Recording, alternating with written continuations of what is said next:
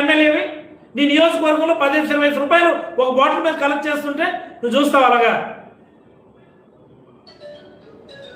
సిగ్గుంది అసలు నీకు?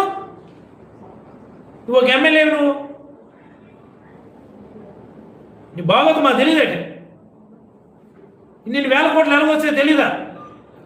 నీలా మేమేమి ప్రభుత్వాల దగ్గర దేపరించేసి 100 ఎకరాలు తీసేసుకొని వ్యాపారాలు చేసుకొని డబ్బులు సంపాదించలేదమ్మా. కష్టపడి చదివి